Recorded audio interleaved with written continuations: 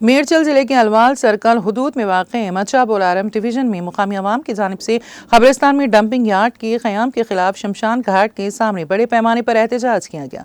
रुकन assembly Malkajgiri M Rajshekhar Reddy ने एहतजाजियों से इजहार यकानिकत करते हुए हुकूमत के खिलाफ एहतजाज किया। अवाम ने इल्ज़ाम लगाया है कि हुकूमत जिसने शमशान घाट में आर्जी तौर पर डंपिंग यार्ड बना रखा है, इसे मुस्तकिल तौर पर वहाँ रखने की कोशिश कर रही है।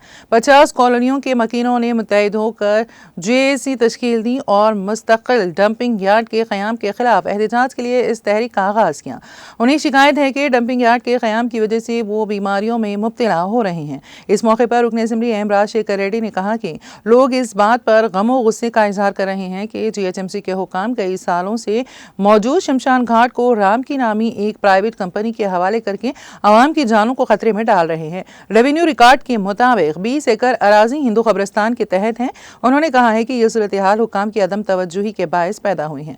उन्होंने वज़ीर आला से मुतालिबा किया है कि वो अवामी गैज़ व गज़ब का निशाना ना बनने वाले शमशान घाट को मुनहदम करने और गफलत बरतने वाले अहलकारों के खिलाफ कार्रवाई करे।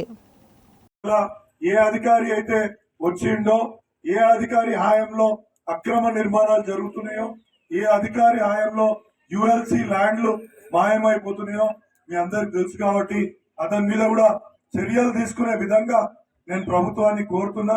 ఎందుకంటే ఈ అధికారి ఇక్కడనే ఉంటే మొత్తం అల్వాల్ని నాశనం చేసిపోతాడు, ఒక పెద్ద ఎత్తున అమ్మేసుకుంటాడు, ఒక్క ప్రభుత్వ స్థలం మిగిలది।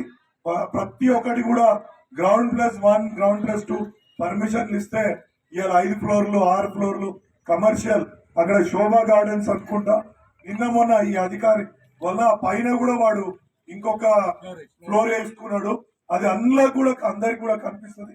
ఇక్కడ ఉన్న ఆంధ్రప్రభ, ఇక్కడ ఉన్న దిశ, ఇక్కడ ఉన్న ఈనాడు, ఇక్కడ ఉన్న ఆంధ్రజ్యోతి కథనాలు రాస్తున్నా గానీ మరి వీళ్ళకు కమిషనర్ జెడ్సీ కూడా ఈ డీసీకి సపోర్ట్ చేస్తుండ్రా నాకు తెలియట్లేదు। ఎందుకంటే ఒక్కసారి ఎంక్వైరీ చేయడానికి వస్తే ఎంత అక్రమాలు జరుగుతున్నాయో వాళ్ళ కళ్ళకు కట్టినట్టు కనిపిస్తుంది। ఈ డంపింగ్ యార్డ్ గురించి చెప్పనవసరం లేదు। ఇక్కడ ఈ హిందూ శ్మశాన వాటికంటే ఇంత చులకన పాపం నాకు నిజంగా జీవితంలో చూడలే। ఎందుకంటే ఒక హిందూ శ్మశాన వాటికని పట్టించుకోకుండా ఇక్కడ వ్యాపార కేంద్రంగా చేసినందుకు ఆయనకు నిజంగా డీసీకి ఇవాళ ఇంత పెద్ద ధైర్యం ఆయనకు ఉన్నది అని చెప్పుకోవడానికి ఎవరైనా కాలనీవాసులు JAC సంబంధించిన కాలనీవాసులు కూడా ఏం పీక్కుంటారో పీక్కోండి అని కూడా ఆయన సమాధానం ఇచ్చిండు। నిజంగా ఇటువంటి విధమైన చర్యలు ఆయన చేపడుతుండే నిజంగా ఇంత హేయమైన అధికారిని నా జీవితంలో ఎక్కడ నేను చూడలేదు। తప్పకుండా ఇది పోరాటం చేసి ఈ యొక్క హిందూ శ్మశాన వాటికని సాధించుకునేందుకు మేము నిద్రపోనని ఈ సందర్భంగా ప్రతి ఒక్కరిని అధికారులను నేను హెచ్చరిస్తున్నాను।